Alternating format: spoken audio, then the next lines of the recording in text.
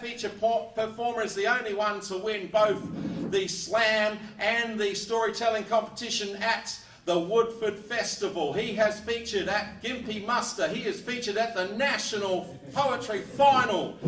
This is Robin Archbold from Queensland. Woo!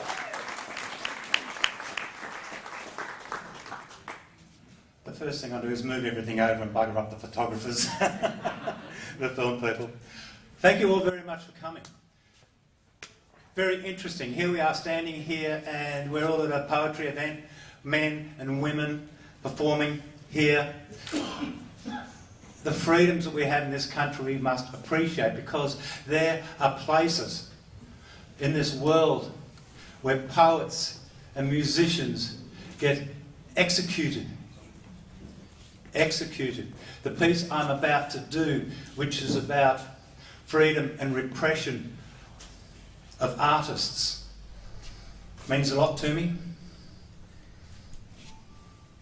And I want to make it perfectly clear, this is no reflection on Muslims or cultures, it is a reflection on totalitarian regimes. It's called Abid's Playing Air Guitar. The name Arbid means the spark that lights the flame.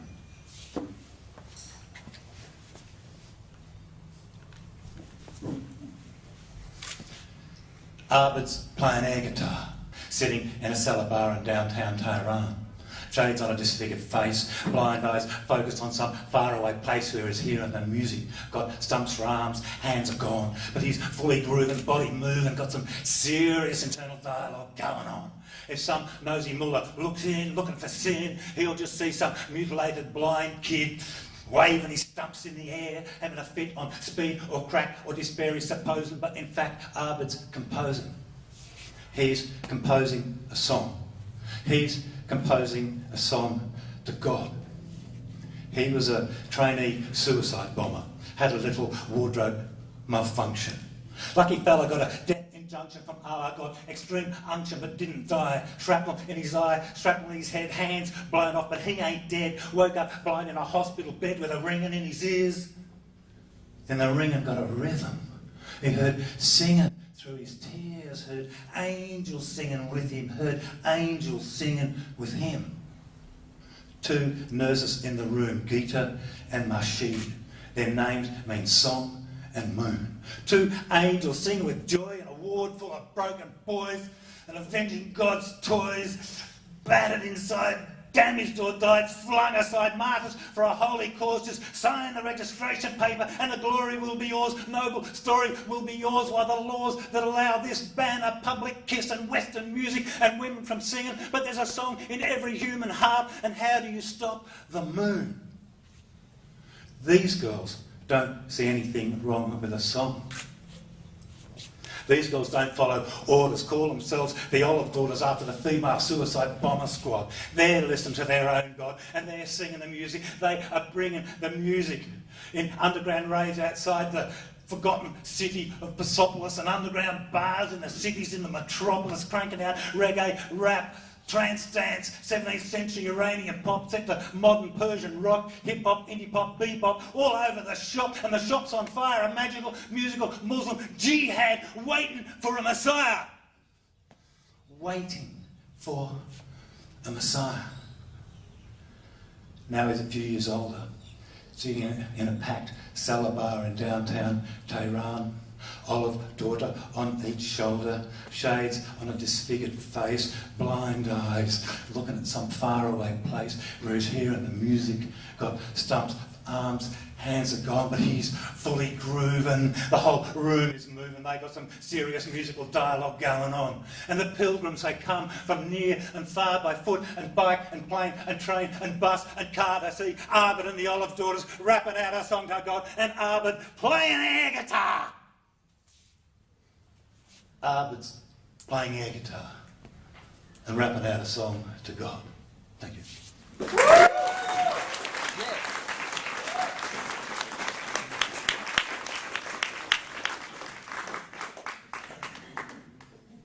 So where does inspiration come from? for writers and poets. Comes from all over the place, okay? So one day when I was a real estate agent up on the Sunshine Coast for a short period of time, there I was, driving along in my Subaru. The sky was blue. The clouds were white, the grass was green. I first caught sight of my bogan queen. She was standing on a rock at the Geelong Road lookout, sprouting from the stone like some stout cut-rate Excalibur. Her bogan king on one knee before her, proffering a ring held high. A beseeching look moistened his eye, and maybe they weren't as classy as Elizabeth Bennet and Mr. Darcy, but they had a certain bogan je ne sais quoi that I could feel from the window of my passing car. She was clutching a can of Bundy rum, tum fully swollen with a bogan bun in the oven, fully pollinated from some prenuptial bogan lovin'. And the smoke that curled in wisps from her winnie blue, encircled her blonde streaked mullet dew, caught the golden rays of sunlight behind her, defined her, enshrined her, cast an aura upon her like some angelic, tawdry, Audrey Hepburn-esque, Ugg-booted, tracky-dack, muffin-top, flannelette, shirted up the dust, bogan Madonna! Highway to hell! Spewed from the rear door to the Sandman panel van, spiralling into the heavens, higher and higher, torn from the guttural gullets of a Bundy and amphetamine fuel, sub-celestial heavy metal fallen angel choir. A strangely appropriate bogan love serenade played above this kitsch pastiche. And it occurred to me this scene recurred through history and tales of love oft told, though minus the AC/DC Bundy's when he's flannelette. Romeo and Juliet, Tristan and Isolde, Scarlet and Red, Guinevere and Lancelot, Brangelina, Ike and Tina Turner. Hang on, didn't they used to beat her? Bastard! So maybe not them, but you get my drift. No matter what the circumstance or who the players are, the dance of love makes spirits lift even through windows of passing cars. And I thought of another day, at another lookout many years ago when the sky was blue as the sea far below, the clouds were white, the grass was green, when I knelt at the foot of my Celtic queen and offered her my soul. Believe me when I say I offered her the whole of me. And though years have passed since she's been gone, the joy of her lives on, and in our daughter grown beautiful and tall. So I will not judge my bogan lovers as love judges not, but hovers just above us all and is all there is. Even bogans know this. Love is all there is.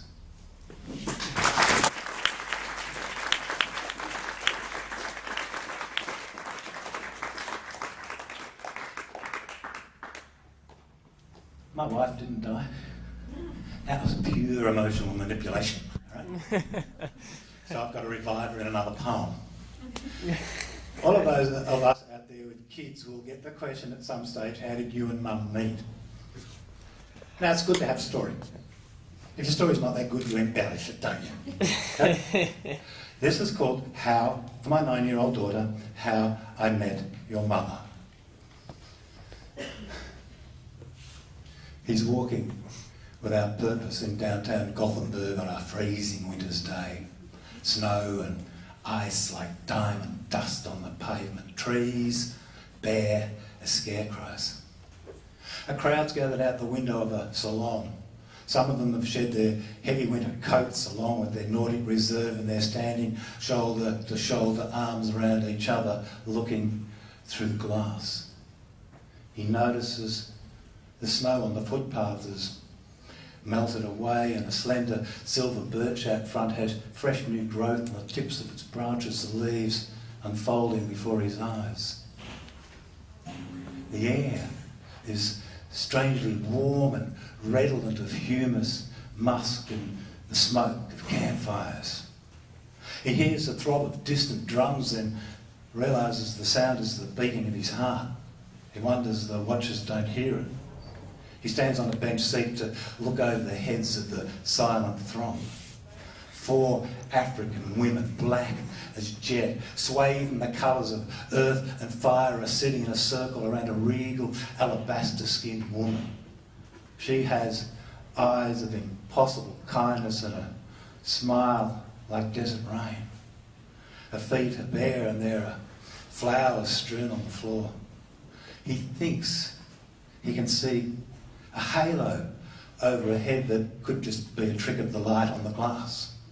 The African women are laughing and talking, singing and swaying, rubbing and rubbing the long ebony locks into dreadlocks with their strong pink palms, weaving emerald and crimson ribbons into the serpentine tresses. Their eyes are shining. You can tell they never want to let her go. A single snowflake, like down from an angel's wing, floats before his face. He catches it on his tongue and something breaks inside him. He feels the tiny, soft hand of his unborn daughter close around his thumb and drawing down toward the window where the crowd has parted. Come on, he hears a voice inside his head. There's someone I want you to meet. Thank you.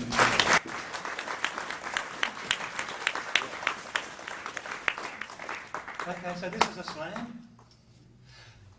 Lots of people have opinions about slams. I'm one of those. And it depends on, some people think who's doing it, what they're doing, etc., etc. This is called sham slam poetry. And the angster gangster. Yeah, well, I'm descended from boat people too, you know, though not of the native refugee or immigrant persuasion, rather the oppressive British colonial invasion persuasion. And my genetic pool is a bright white Caucasian soup, so I have no occasion to claim that I belong to a minority group or other disaffected, apoplectic, societally disconnected troop. I searched in the brew of my childhood stew for dark, repressed memories, for a slew of sexual or psychological abuse, but try as I might in the wee small hours of the night or days spent sitting in my counsellor / psychotherapist chair, there was nothing there. The diagnosis was, and I'll try to get the medical terminology right, it was, what's your fucking problem? My fucking problem, I said, is I'm a typical middle-aged, middle-class white boy raised by a typical middle-class white family where the worst thing that happened to me was sore feet from the huge pile of Christmas presents on the end of my bed. Sure. My dad was a misogynistic, homophobic, racist, narcissistic product of a post-war farming dynasty, and my mum, a teenage bride whose spirit died from his sharp tongue and having way too many kids way too young, and postnatal stress, a white wedding dress soon dragged through the mud and stained with the blood of crushed dreams. But it seems in my generation this was normal. We were the good white goods tribe. So I can't subscribe to a diatribe of elimination, intimidation, recrimination, the pains and angst in my poetic peroration. I mean, I want to be an angster gangster, but I own a fucking house and a car that starts first time every time. My marriage is sublime, my health excellent, thank you very much. And as such, I get no downy brownie points. I suffer a lack of, disorientation and confusion in the face of an apparently confused and meaningless world. I don't do dance or sit on a fence until the irony enters my soul. I have vital white entitlement because I've never gone without. I was born with my nose my snout in a trough and a silver spoon in my mouth, and though I'm not rich, I'm reasonably comfortable. So I've got nothing to bitch about. There's no stress in success. I'm a well-educated, eager beaver, high achiever, non-believer, non-beleaguered diva, trying to weave a fabricated fabric filled to the hilt with lashings of faux guilt, because that's what slam poetry's all about. 2 minutes of stress, no more, no less. How am I doing? 2 minutes 30. 2 minutes 30? Yes.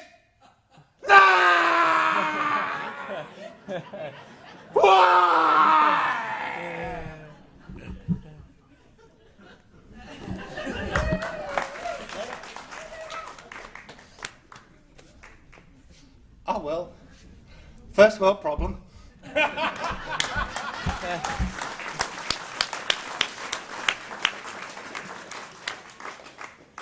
As a middle-aged, middle-class white boy, what have I got to bitch about?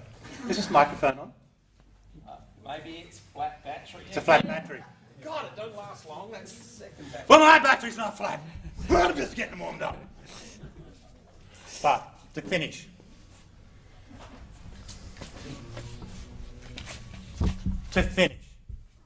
Can you hear me at the back?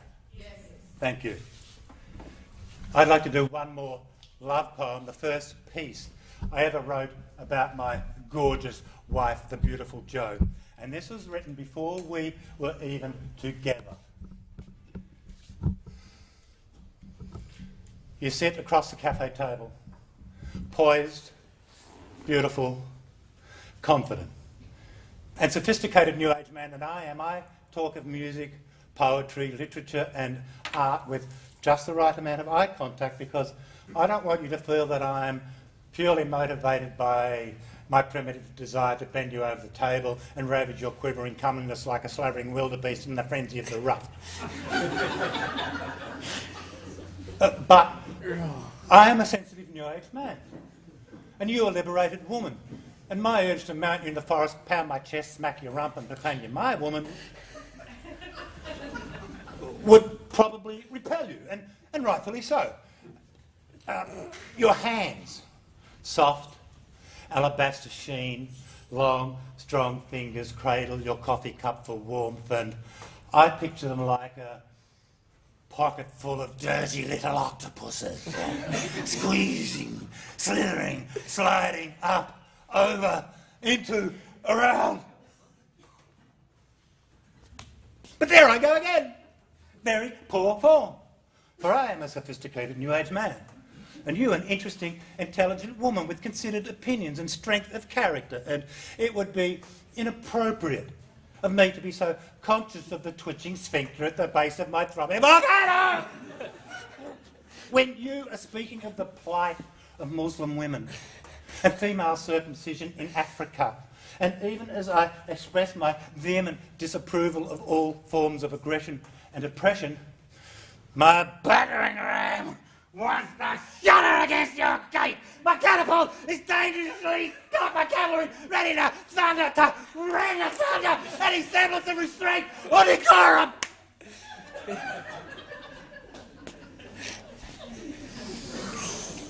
But in the modern forum, this simply will not do.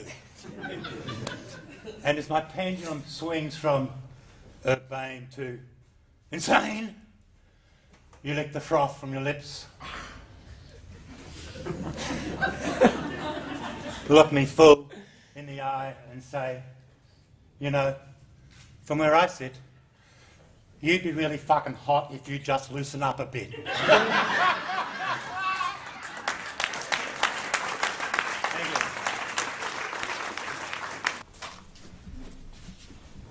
When I was small and big-eyed, the world told me that I was a princess. And I couldn't stand any other hands touching me. My body was mine and mine alone, but as I grew taller, my body became made of insecurities, picked from the pages of magazines, glued to my skin. Nothing worthy within. On my 17th birthday, I was told, "You're legal now. By law, you can love," but already my sexuality had been wringed out, burnt into a single-syllable slut. And maybe if I believed in purity, I would still have some. But I thought it was stupid to believe that I could be robbed of my own body. Nothing was lost. I just wasn't told that my body was still my own, not a weapon to make someone love me. And I didn't know that my voice could be louder than the storms within me or the voices of those who lie beside me. I wasn't told my voice mattered more than my body. So I let him breathe me in. Like a magician and his flame, in hallways boys sung, but all I heard was his name, not the names they called after me. And we all have our own stories of how dangerous it is to teach young women to count their own weight on the world and not the ideas they have to change it. or how dangerous it is to teach young men that consent comes from their own hands and anything they touch will become theirs. But tell me now that I have the power to capture at least one room, or tell me what consent is, without it being pulled apart, manipulated into, I love you. When I was small and big-eyed, the world told me that I was a princess. But today, I say, I don't want to be a princess. I want to be a person. Ladies and gentlemen, let me tell you the story of a synthetic acid trip. What this weary young man saw was quite a very lucky dip, where the thoughts and sounds and sights he heard fed to him intravenously through a drip, or did they emerge internally? It's subjective, that's my tip. For resounded a voice, omniscient and foul, I am Elisa Crowley, knower of all. Transcend this dull world and join me with all the world's greatest dead thinkers who have ever lived. Einstein, Hippocrates, and that's just to begin. And what of my family? I thought as I stared down that dastardly spiral, a choir of angels depicting my desires. He told me to forsake them, to leave them behind. A fool he thought of me, to betray my own kin, to forsake my own bloodline, blind must be him. And what daft child would trust but a voice in the sky, offering transcendence if you were willingly to die. But for one to glimpse the heavens in a hallucinogenic spell, can then be taken down, down into the fiery depths of hell, where telepathic visions and multi-dimensionality can turn as quickly all your friends into multiple personalities, and less you fear it, less or more, displace you from reality. Ambulance sirens imbuing an intrepid sense of terror, narrating your mother's screams as the coroner, deliverer of bad news, is forced to tell the worst. Were the crippling highs but a moment ago enough to warrant its worth? As you're trapped in a cocoon composed entirely of your terror, as the giggles and snickers of evil rap men penetrate your soul, their infinite faces spread, kaleidoscopic and inescapable as they play effortlessly with your internal organs, performing an autopsy upon you in your manic state of terror, and instill in you the sense that nothing you create will ever, ever be original.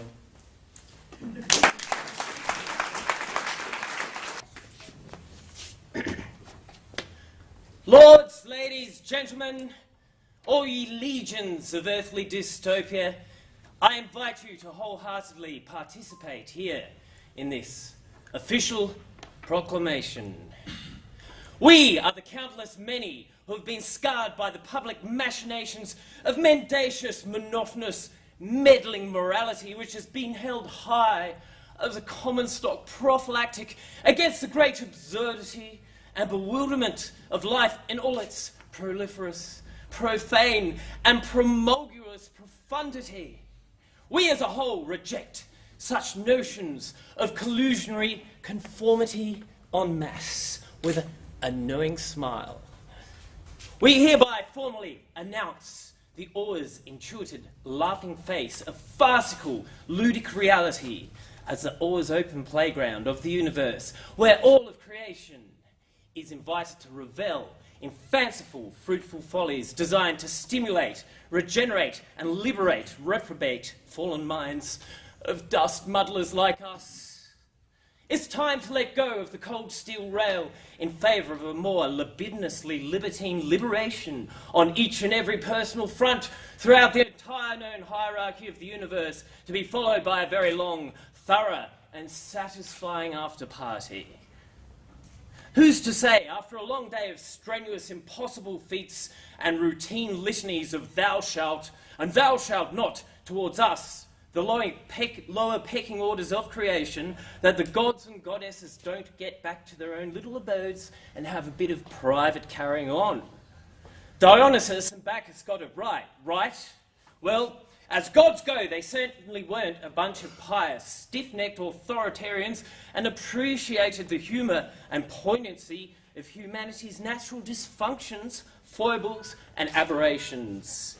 It's time to start asking such formally censured questions as, who put the he in hierarchy and the dick in dictator, and who does the dictator put his dick into?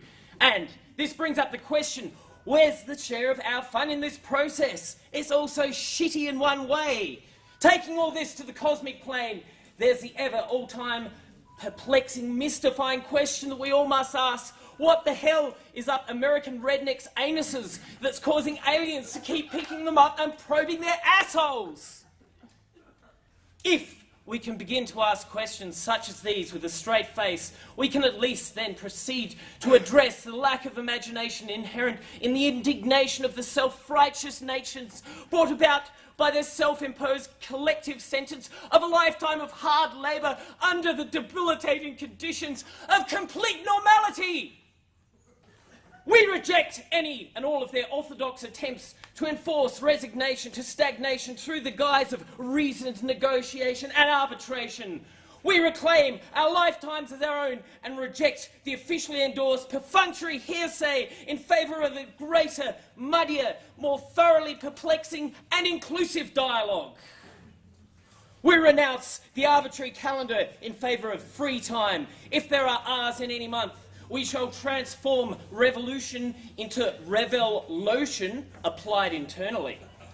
If there are no hours in the month, we shall meditate on the purifying ablutions of healing solutions that will slowly transmute revolution into evolution. Brothers and sisters and others, this invitation here is to join me in spirit at this official proclamation here at the Goolwa Poetry Cup.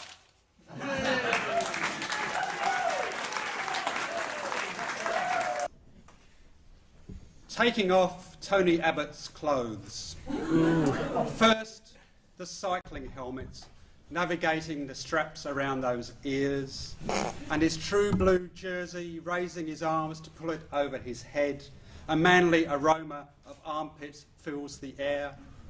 Then the skin-tight shorts, the elasticated gussets clinging to his damp groin and buttocks, pulling the shorts clear of his feet. You will want to know that by now he was lying on his bed at the lodge after a morning cycle, appearing a little startled at the surprising turn of events, flashing anxious glances at the picture of the Queen on the wall and the Bible next to the bed. I proceeded, like a squire removing a knight's armour after jousting, or the way one might approach an onion, peeling each layer away whilst trying to avoid bursting into tears. Later, I wrote in my notebook that it was like wrestling with Gollum. But of course, I cannot tell you everything. The way he gulped incessantly, kept trying to clear his throat as if it was jammed by a huge lie, the half mutterings, "Stop the, turn back, great big, my borders, my borders." I could plainly hear his moans when I revealed his Union Jack jocks, loosened them over his hips, liberating tufts of watch spring-like hair. And I could feel his tremor as I pulled them clear of his ankles, leaving him there spread-eagled, naked. I can still hear his cry of abandonment, the way a child might cry as it sees its mother sink beneath the waves, the way newlyweds might cry on hearing that their union has been invalidated, the way a polar bear might cry as the ice floe melts beneath its feet, the way a man dying of shame might issue a last mournful howl. I'm freezing for no reason. I'm trying to hold out this whole season because I know that it's not me that I'm pleasing. I want 2 chicks for a threesome. I'm wishing to be fishing and dishing up fresh fish, chaos squid and cruising out of deep carrot tubes on my lid. I've loved it since I've been a kid. See, here I am alone, I'm answering my phone messages, I'm dreaming of a cone. I'm watching the sun sparkle off the sea. We've landed in the distance. I never want to leave and go back to society, because this is all me. I could live like this, keeping myself off the piss, becoming attached to this earth and not money and what it's worth. Because I'm like a rebirthed child, looking through eyes not defiled by doubt and disbelief. I just love and feel relief. I see the molecules swimming and moving. I see the fish dancing and grooving. It's Mother Earth's song. I don't need no bong to get high, just a crystal and a third eye. I see myself flying through the sky, touching clouds, we never die. Just grow and keep on evolving. We're on this earth revolving, with gravity taking effect as a fish slides down the neck of a pelican. One more year, what do you reckon then? It's all going to be different. Those that aren't self-sufficient are going to end if they don't bend and do work for themselves, running around their garden like little elves, planting seeds instead of chasing greed. And a gold-plated dunny, it's not funny. There's kids barely alive with an empty tummy. If I could choose, I'd be in their shoes, but I'm not. My biggest worry is smoking too much pot. We've got to give up all we've got, clean up this earth and the flies in their snot. Combine our forces like Star Wars, fight together to break down all laws, work in our own flaws, and remember what this Earthwalker's taught us. Take life slow and steady like a tortoise. But when it's full moon, time to move. When full moon, time to groove. And all fly together like a flock of birds in perfect weather, twisting and turning and learning. And when predators attack, we form a pack and never look back. Just take off higher and above, because there's no stronger force than love. Let's all combine and form a front line. Take this as a sign to get up and take action. Form a faction based on peace. Thank Mother Earth for her lease. Plant trees as an offering, because that's how life will bring back into this world for every boy and every girl. He woke me to tell me, but it was too hard to say. I guess I already knew it, though I shunned it away. Tears all around me as I looked to find why. I knew I'd feel pain, and I knew I would cry. I asked the policeman, who reluctantly said, "There's been a crash and your brother is dead." What was he saying? It just couldn't be true. I refused to accept what I already knew. He then let me swear and pace up and down. My father, he wept.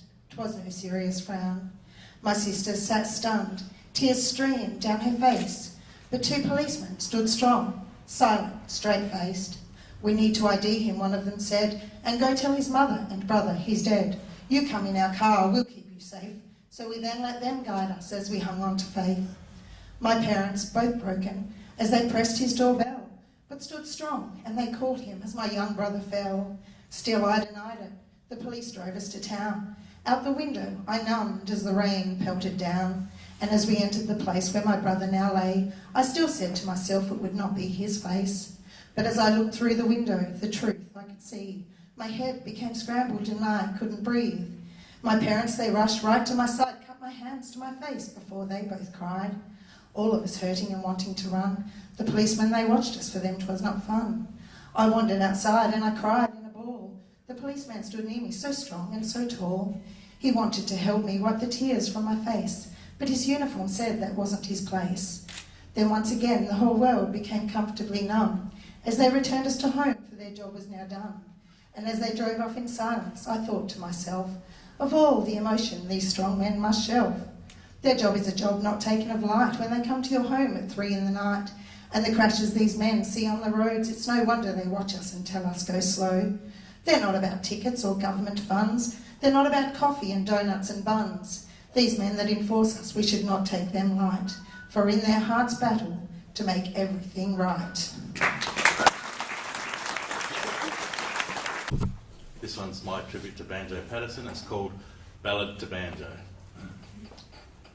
Where the mountain tracks are wide enough and green grass grows on high, the summits of the snow-capped hills reach high into the sky.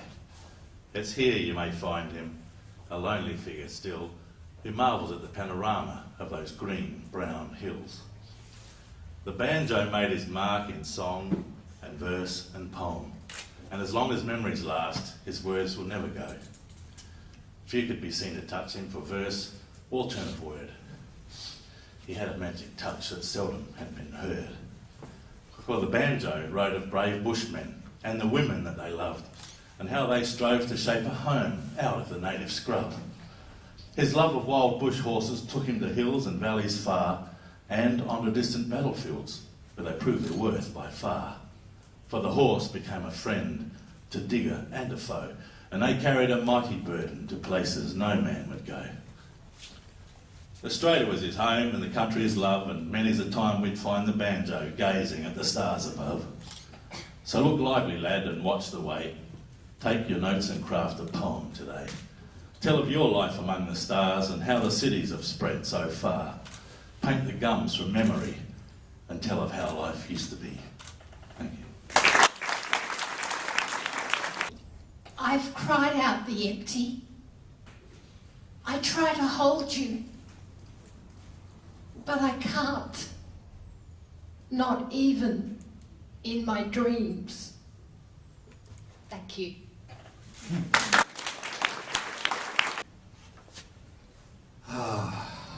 Morning Star. They've taken your story and now try to rub your face in the daily news even as you cry, I am falling, I am falling. Are all the flesh and the blood and the marrow and the words no more, the means no longer justified. Morning Star, they've taken your glory and they want to blame you for the mushroom cloud, napalm, Semtex, the plague and even the pox. Even as you cry, I'm falling, but you still have the weeping moon of the gypsy violins and the banshee howl of the blues. Morning Star, they've taken your wings and replaced them with a roulette of silly dreams, the marked cards that are theology. Even as you cry, I am falling. I am falling! Nobody recalls if it's fire or if it's ice, Morning Star! They have taken your face now! But you still tremble, and the last dewdrop on the blood-red rose, and cry, I'm falling! I am falling! The attraction. What about this place?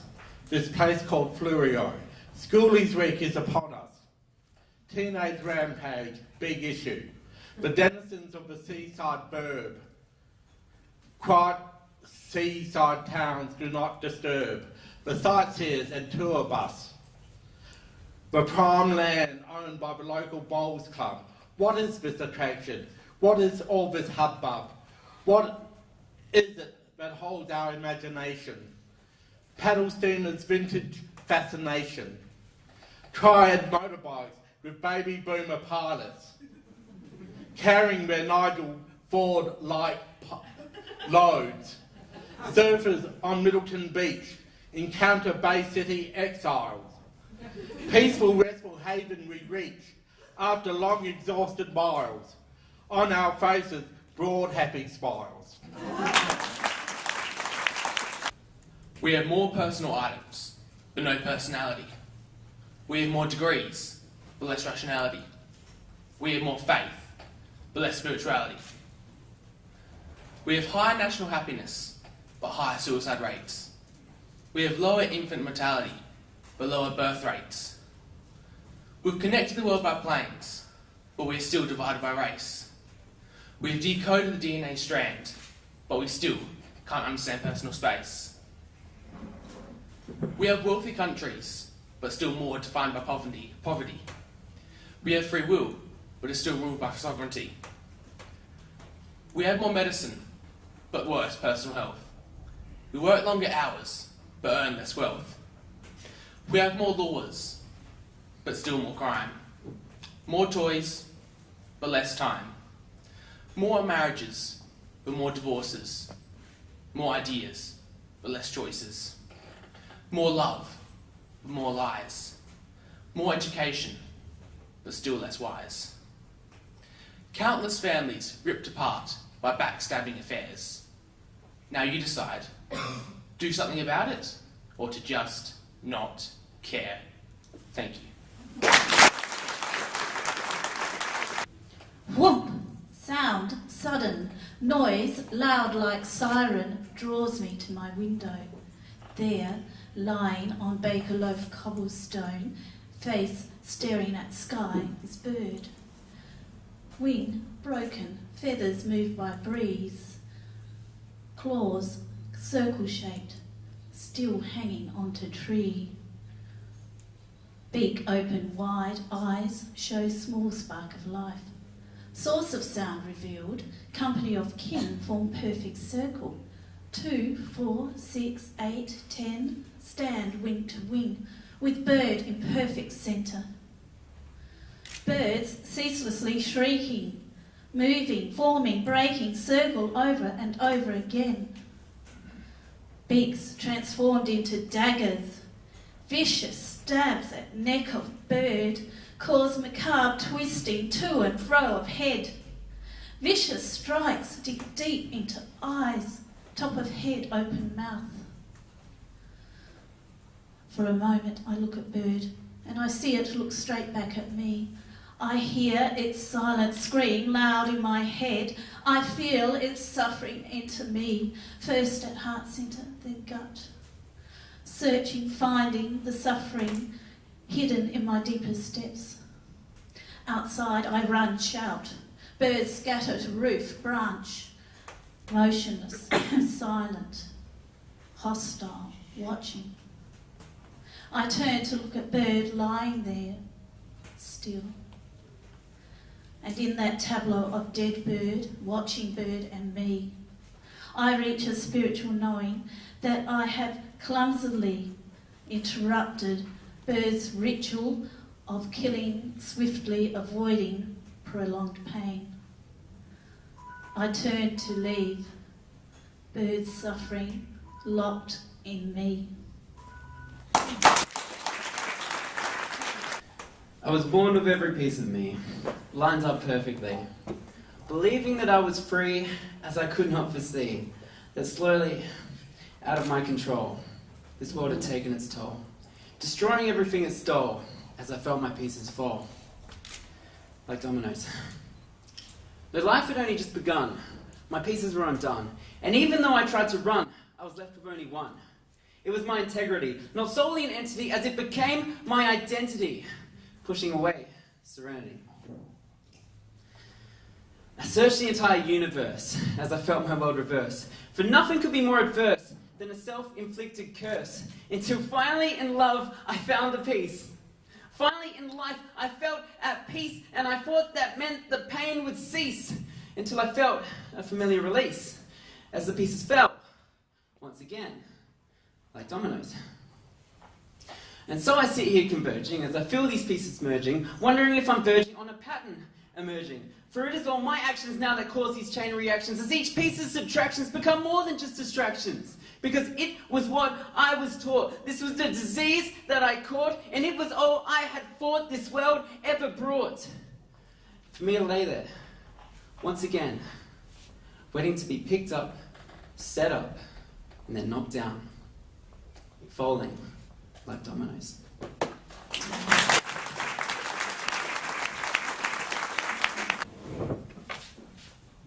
Swallow the stars.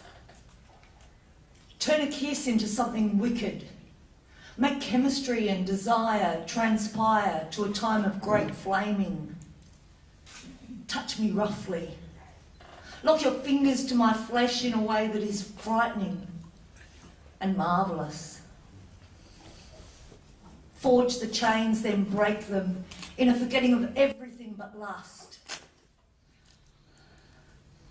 Take my breath away. Nothing can shake off the dust, but passion will wash our immortality to the bones. Then, when it is raw and sated, we swallow the stars and start again. Thank you. Once upon a time, all these photos, family, friends, lovers, and foes, past lives, ancient lives, and their landscapes, forgotten, but always there. In the distance of time, encounters, travels, emotion, cries and laughters. These photos, the ones that are there, still there, the ones that are not, missing, but now remembered. These photos out of sync, like these petite madeleines, which under the teeth explode the souvenirs. Dreamlike, did this really exist? Was this really me? And Julie appears in dreams. Extraordinary of these photos, the ones that are there, which do not count, and the one that are not there, important. Who created these stories? All these photos, and so many more to take.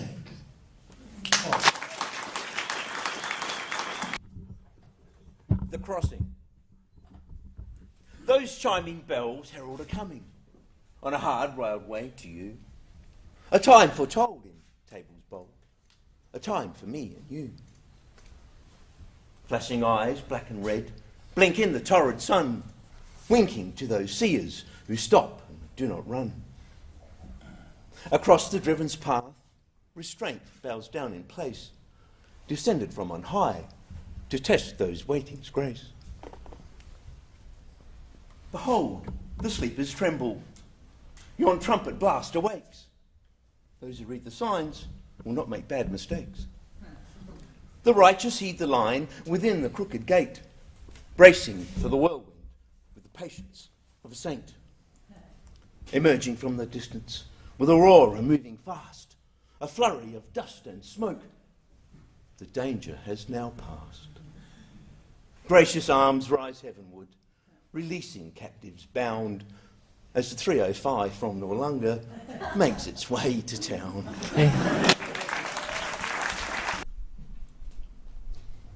Another student died of education today. Somewhere between geography and English literature, he stopped thinking, and just before maths, he stopped breathing, suffocated by a classroom of expectations. He learnt life is what you make of it, but there's no instruction manual. Maybe he was just wired wrong, carving memories into his skin, red ink or designs, tracing his heart lines in case one day he forgets how to feel. In his late nights, early days, he tried to squeeze more out of life than there was, and instead he squeezed the life out of himself. He'd heard giraffes only sleep 5 minutes a day, and he'd always been taller than everyone else, so he thought he'd try it. He forgot the kind of thoughts that hide in the quiet, but he learnt. Overdosed on school, overdosed on pressure, overdosed on nothing less than your best, and I know how good your best is. He overdosed on medicine that could have saved an ailing child because of an education many can only dream of. He had to be grateful for the chance to hate himself. And I remember him. 5 years old, first day, Thomas the Tank Engine, backpack, packed lunch, cheekbone kisses from a shaking mother. I'll be fine, Mum. He was never afraid, because that avalanche only fell one stone at a time. He was smart enough to know no one makes it out alive, and maybe that's the point of life. He was already half buried by the time we had to finish the job. He didn't need those death-earned wings to be an angel. Heavenly choirs will sing out of tune if we keep sending up those who died too soon. Life was a song. He was just learning how to sing, but he ran out of music. Now we're all too breathless to ask, when did school reports become obituaries? There's a spider on the ceiling, and it's sending out a message, but the people of the planet are moving far too fast for anyone to listen. I see it and watch the evolution of his web, and I see each thread as a separate ideology, linking in a pattern, a crystalline hegemony of silken thread, which will cross the path of the unwitting fly as she wanders by. She's busy reveling in the joy of wearing wings. Lucky thing. It's sudden. There is no warning. She is trapped by the thought forms of an unseen other. She struggles and becomes enmeshed in a life beyond her understanding. The spider's smiling. His eyes are dazzling. She's forgetting every lesson that the world has tried so hard to teach her as he sings her off to sleep. I think when anyone feels captured, hypnotized by life, then they are staring into the eyes of that self-same spider. They mustn't struggle. must ignore the spider's song, rise up and far beyond. Hear the rhythm of the earth, let their heartbeat syncopate. And then they can be free, as the wind is free. The wind is free to blow away the web, to break the silken thread. And the word for the wind is faith.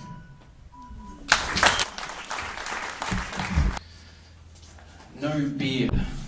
Too much fear of what I'll become if I continue on like some. Doing drugs and getting dumber and dumber. I could have been a plumber. Or anything for that matter. Surfing all the summer. Or drink beer and just get fatter. History of alcoholism in my blood on both sides. No spirit guides can break through when I'm intoxicated. My pathway fluctuated a little bit. Feels like I've gone and traded my buggy for a bike for a mountain I must hike to beat this terminal reality. I stumble around and see what I'm going to be if I don't cut this family tree. So I need to make a plan with a steady hand and relax. Cut it down with my hand and an axe. Stupid shit you do when you're drunk, looking like a punk with a green mohawk, fat lips so you can't talk properly. You wake up a little bit bashed and a bit smashed up. Have to hold yourself up by the sink and think of how much time is worth, because I wasted when I'm wasted, and I'm a bastard when I'm plastered. Is that how you want to be remembered? Drink driving, messed up and dismembered. How can you follow your path if you can't see it? How can you follow your dream if you can't be it? I just want to break free of this cage of bottle-up rage full of fire water and I'm drowning. You can only thrash your car so much and then it breaks down as such. No beer for me. I plant a seed or watch it grow strong towards teenage years. Then I watch it doing drugs and flowing in the beers. Thank you.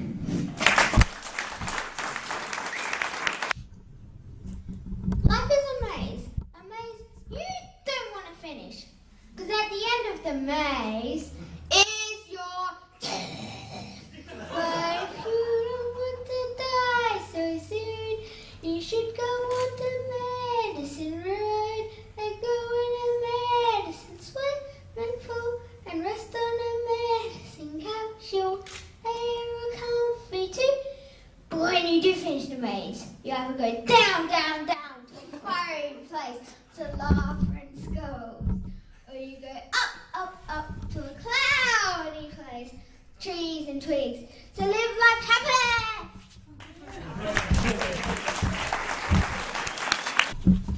I am alone in the mountains, singing my way out. I count to 10, I cry of how mean people could be to me. I wish I had help, but no one is around to see how empty I feel, although the classroom was full. Thank you. Love and future.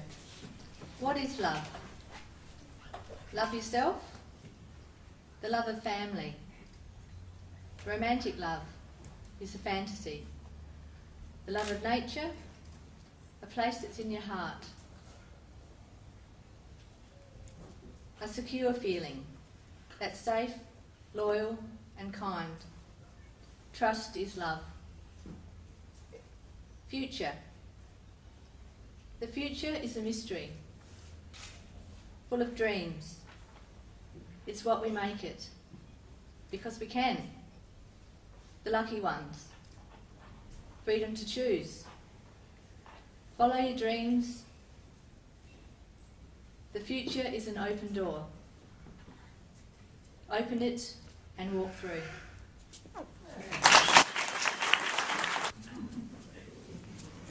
So, we're up to the part where Wolfie's eaten Granny. From a yellow cracked dentures to a creepy old fanny.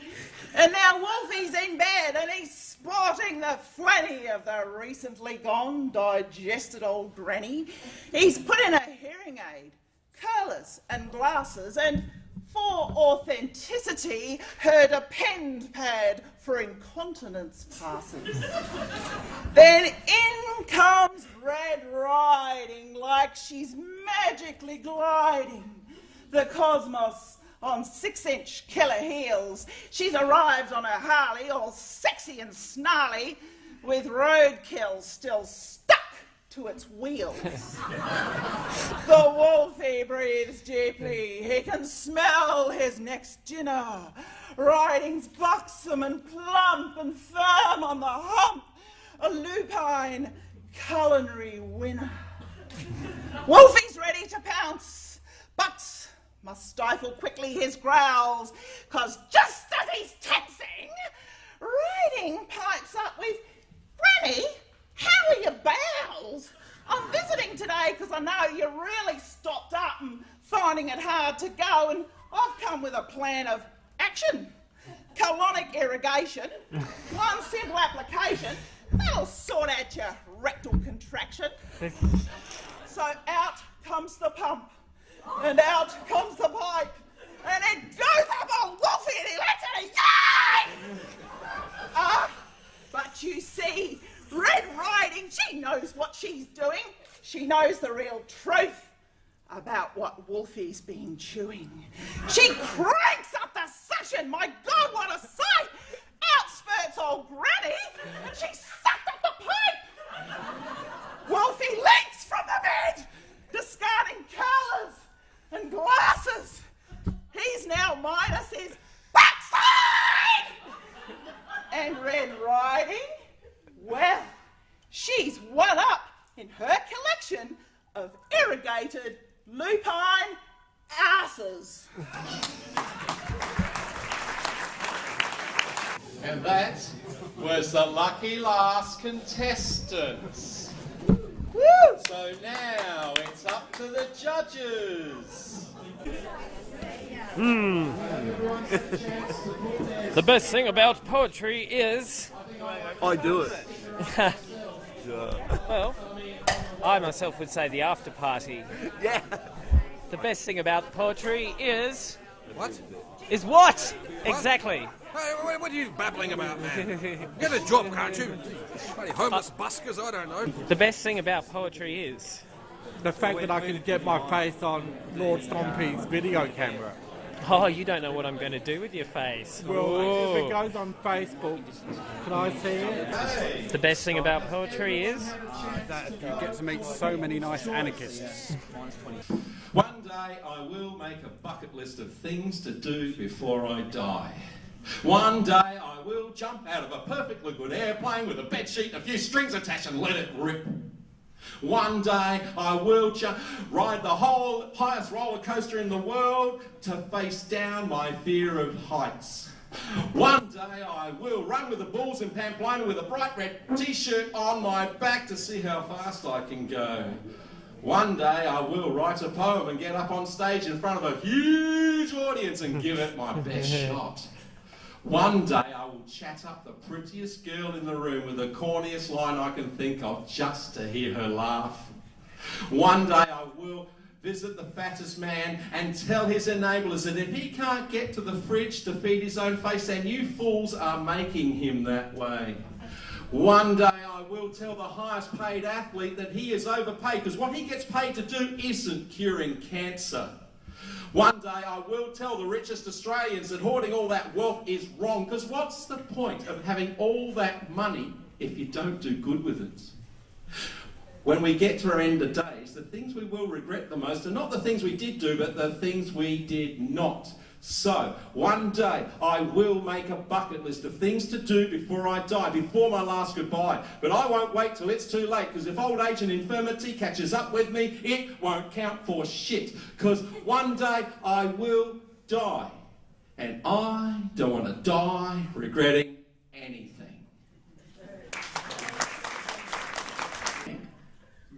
I mean, I ran into a young poet 4 years ago and I was down here running workshops and performing at Salt on the Tongue. And now here he is standing up here performing all over the place, winning stuff, organising this thing. I mean, these things don't happen by themselves. Huge amount of energy, wonderful cooperation from Leah and co.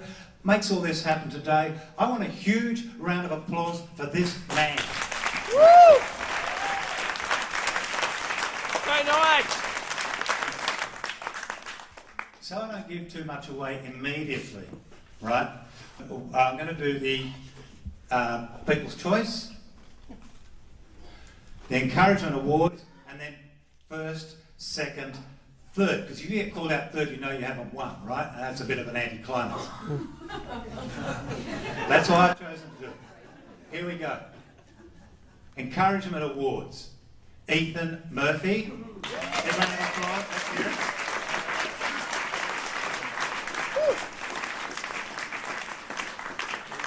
Congratulations, young man. Come and shake that man. And anyone want photos? Well done, Good. Well done, Ethan. Okay.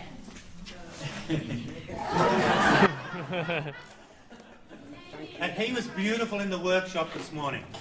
A young carer. The passion in the writing is stunning, and we're going to drag that out of him, whether he likes it or not. Thank you very much.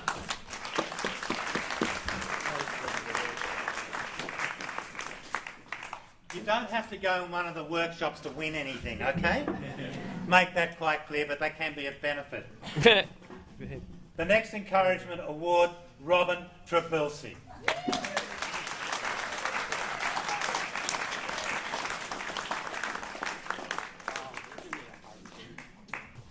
Up here, come up here, Robin. Come up here. Right, big hug. Third wheel. The difference between this afternoon and this morning was stunning. Yeah? Big round of applause, please. Right. The announcement you've all been waiting for, we're going to cut straight to the chase. Stunning performance. The judges all agreed on this. Amy Watson is the winner this year. I want more.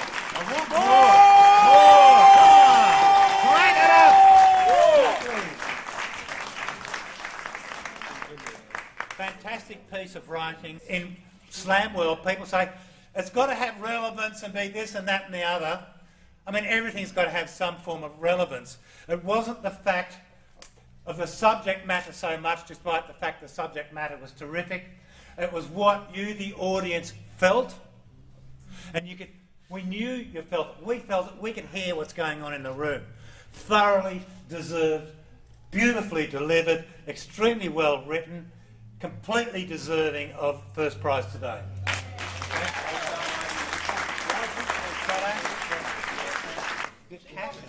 Look at the money!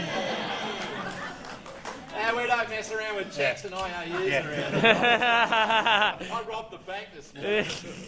It's a beautiful thing to come down and do your stuff and walk away with some cash in your hand. Out there, there's all sorts of prizes and things, but bloody hell, it talks, doesn't it? Well done. Greenbacks too. I hadn't remembered what they looked like. Now this is a great venue, and you can hear a pin drop at times today. Perhaps the quietest moment in the room was when this person did their piece, came out here, we could hear a pin drop. So second prize winner, Fiona Pearce.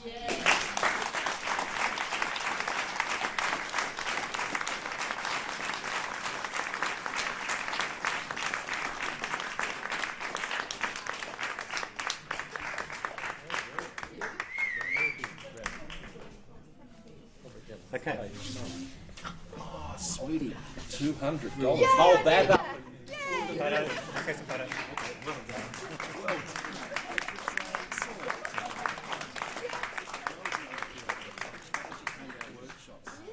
Fantastic holiday. Fiona hasn't performed for about 10 years. So, you had a treat today. Third place. And let me stress, the judges are experienced. There's none of this score creep stuff you get in slam world, which is a phenomenon that occurs when you take 5 judges at random And it's well known the first person up is usually sacrificial, no matter what they do. Well, not today. First person up, Roisin. Roisin. Roisin. Roisin. Thoroughly deserved. Well done.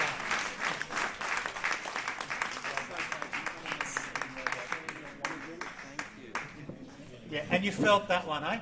It was fantastic. Straight at us. Yes. We have $100 for young poets, and there was a lady who donated that, and I'd like to ask her to come. You've seen enough of him, haven't you? Yes. Look, why don't we just take, just on a 1, 2, 3, a really big cheer for all those under 25s. 1, 2, 3.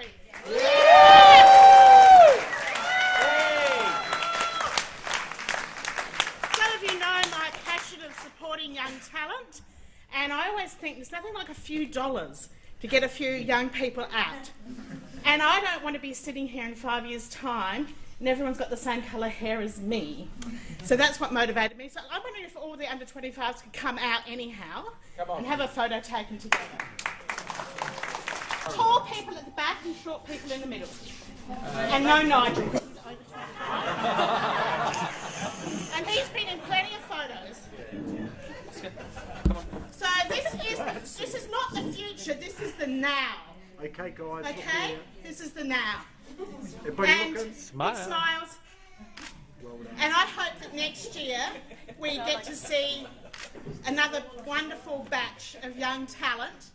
And I encourage anyone else who wants to make a contribution to increasing the prize pool for the under 25s to let me know.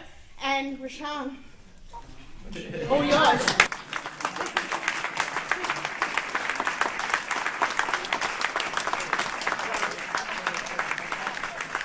Leah Grace's idea of putting the names up on the window and putting stickers up is a great fun way to pick the people's choice. And I'd like you to announce the people's choice. People's choice winner is Roshan.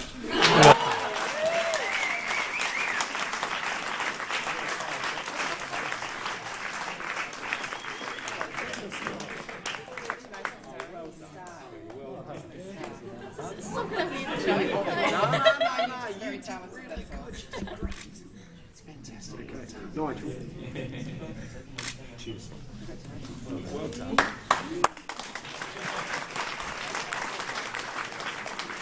I'd like to invite the judges up to the stage, please. Richard Kleinig, a local radio superstar, author of a couple of books as well. Only two, I think it's Only more. two. Only two. When you see the size of them, they're magic. Katie Milty, actor, director, producer, and Robin Archbold. I'd like everyone to give them a big round of applause, please.